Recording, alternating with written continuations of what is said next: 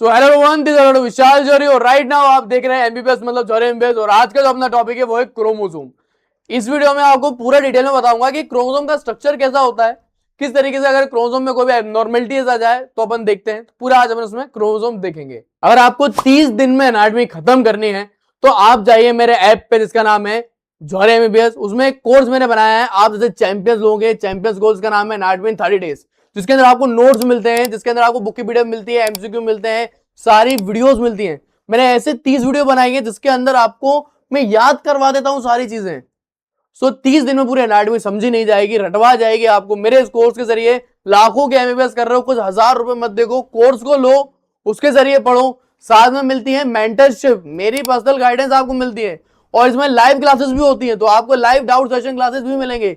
इतना सब कुछ आपको मिलेगा, लेकिन ये लिमिटेड सीट होती है, ऐसी गंदी बात यही है। तो जल्द से जल्द जाओ, ऐप पे कोर्स बहुत ज्यादा अवेलेबल हो जाएगा, आप जाके फिर ले सकते हो। फिर अपन बात करते हैं दूसरे टॉपिक पे, उसका नाम है explain the structural anomalies of chromosome. ऐसे क्वेश्चन आता है डायरेक्टली कि एक क्रोमोसोम के अंदर कौन कौन से स्ट्रक्चर में दिक्कत हो सकती है। जो मैंने आपको बताया था ना कि डिलीट हो सकता है क्रोमोसोम, इनवर्स हो सकता है, ट्रांसलोकेशन हो सकता है, ये क्रोमोसोम की एबनॉर्मलिटीज होती है।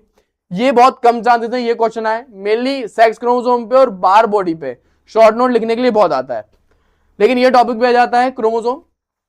अब मैं आपको ना पूरा, सबसे पहले अपन को ना क्रोमोसोम की एबनॉर्मलिटीज पढ़ने से पहले आपको ना मुझे क्रोमोसोम का स्ट्रक्चर एक बार अच्छे से एक्सप्लेन करना पड़ेगा। तो चलिए मैं आपको क्रोमोसोम का ना एक बार पूरा स्ट्रक्चर एक्सप्लेन कर देता हूं। तो चलो अपन फिर से डिटेल में चलते हैं। तो हर बार की तरह आप डिटेल में अपन पढ़ेंगे। अपने किससे बने हैं? Everybody come on. अपने किससे बने? अपन सेल से बने। अपने सेल के अंदर क्या प्रेजेंट होता है? न्यूक्लियस, जिसके अंदर अपना इस तरीके से प्रेजेंट होता है डीएनए, जैसे कि मैंने आपको पढ़ा अपने जेनेटिक मटेरियल प्रेजेंट होता है। अब क्या होता है, जैसे ही एक सेल अपने आप को डिवाइड करता है, वो अपने इस जेनेटिक मटेरियल को जो हाईली कॉइल्ड है उसको क्या करेगा? कंडेंस कर लेगा। कंडेंस करके साथ में उसका एक रेप्लिका भी बना लेता है। इस तरीके से वो क्या करता है, जेनेटिक मटेरियल को इस तरीके से कंडेंस करता है और एक बनाता है क्रोमेटिड। एक लंबी डंडी बना लेगा, उसको बोलेंगे क्रोमेटिड। अब ये क्रोमेटिड क्या करेगा, अपने आप को सेम अपनी जैसी एक और कॉपी बनाएगा, क्योंकि सेल डिवीजन चल रहा है, एक से दो सेल बनेंगे। अपने जैसी एक और सेम टू सेम कॉपी बना लेगा, उसे बोलेंगे सिस्टर क्रोमेटिड। ठीक है, अब ये दोनों सिस्टर क्रोमेटिड जो है आपस में जुड़े होते हैं एक स्ट्रक्चर से, उसको अपन बोल देते हैं सेंट्रोमेर।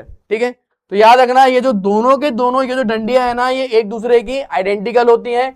ये अगर मदर से मिली है तो ये भी मदर से मिली है। बच्चे क्या सोचते हैं, बच्चों का मिसकंसेप्शन ये होता है, बच्चे ना नीट में अच्छे से पढ़ते नहीं है, वो ये सोचते हैं ये एक मदर की है, ये दूसरी फादर की है। ऐसा मदर फादर नहीं होता, ये सेम है। ये सिस्टर क्रोमेटिड्स हैं, ये एक मदर की है तो दूसरी फादर की है, सेम। अगर ये क्रोमोसोम नंबर 21 है मान लो, अब सेम फादर का जो क्रोमोसोम नंबर 21 है वो भी अपने आप को ऐसे डिवाइड करेगा, दो सिस्टर क्रोमेटिड में बनाएगा इस तरीके से, ताकि प्रॉपर सेल डिवीजन हो पाए। तो ये दोनों के दोनों आइडेंटिकल होते हैं, याद रखना। एक मदर फादर की नहीं होती, दोनों एक दूसरे के आइडेंटिकल कॉपीज होते हैं। ये नॉर्मल स्ट्रक्चर मैं आपको पढ़ा रहा हूं। इसको और डिटेल में अपन देखते हैं कि भैया और कैसा स्ट्रक्चर होता है क्रोमोसोम का। तो जैसे कि मैंने आपको बताया, क्रोमोसोम जो ना कुछ इस तरीके का स्ट्रक्चर होता है। इसमें ऐसी एक सिस्टर क्रोमेटिड होती है, एक दूसरी एक सिस्टर क्रोमेटिड इस तरीके की होती है। दोनों के बीच में, दोनों के सिस्टर क्रोमेटिड के बीच में एक स्ट्रक्चर लगा होता है, उसको अपन बोल देते हैं सेंट्रोमेर। ठीक है, अब क्रोमोसोम के एंड्स होते हैं ना, क्रोमोसोम के एंड्स को अपन बोल देते हैं टीलोमेयर्स।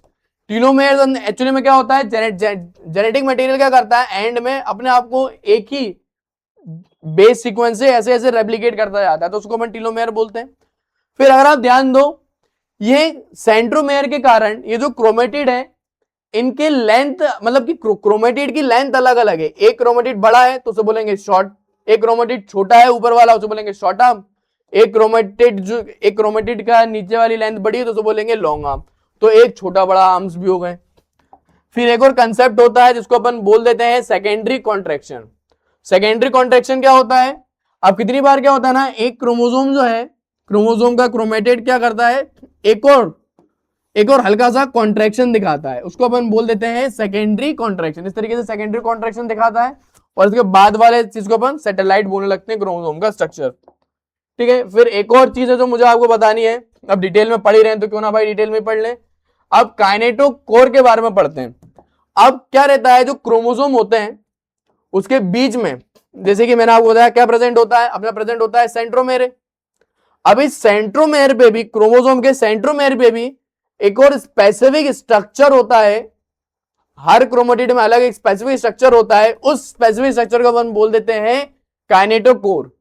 ये काइनेटोकोर एक्चुअली में क्या है, ये सेंट्रोमेयर के अंदर होता है काइनेटोकोर।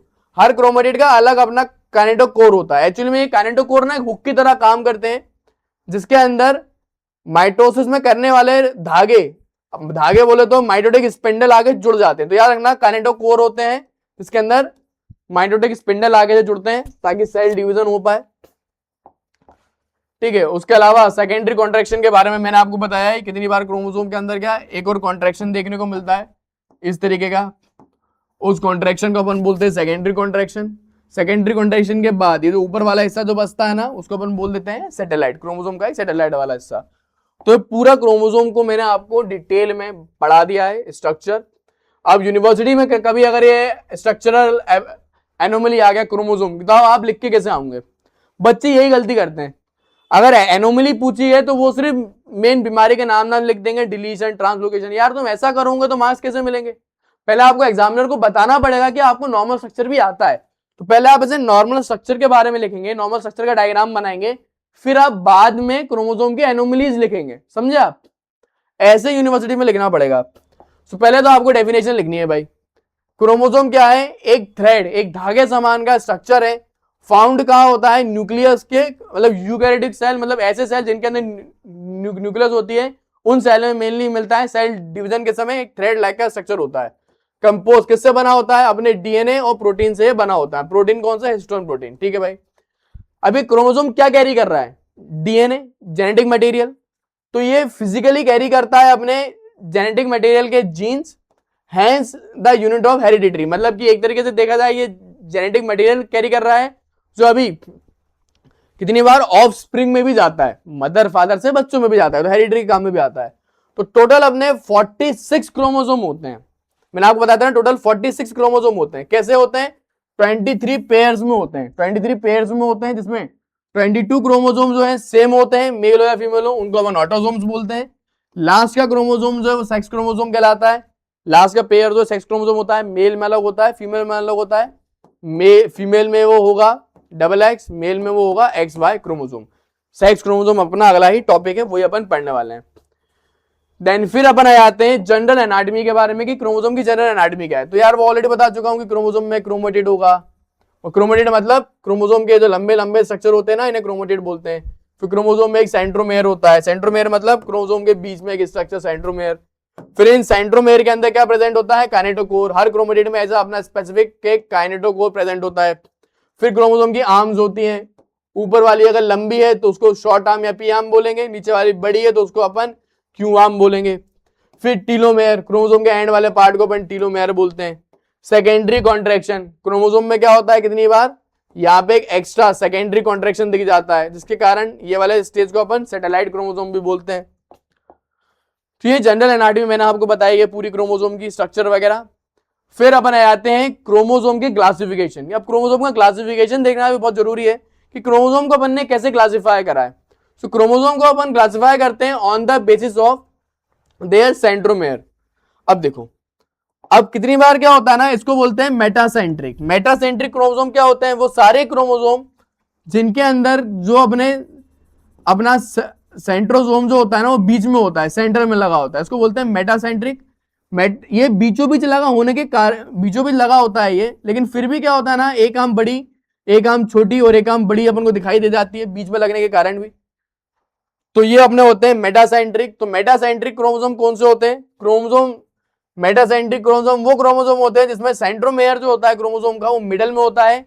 आर्म्स इक्वली डिवाइड होती है, लेकिन फिर भी अपन ऊपर वाली आर्म थोड़ी सी साइज में छोटी रहती है, तो शॉर्ट बोलेंगे, नीचे वाली को लॉन्ग बोलेंगे। क्रोमोसोम नंबर 1 और 3 इसका बेस्ट एग्जांपल है।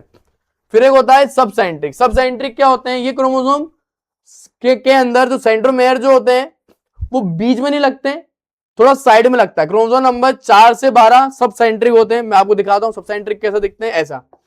अब सेंट्रोमेयर सेंटर में नहीं लगा है, ये सेंटर ये होता है, सेंटर से थोड़ा ऊपर या नीचे लगा है, जिसके कारण क्या हो रहा है, क्रोमोसोम एक बहुत ही छोटा और एक बहुत ही बड़ा बन रहा है।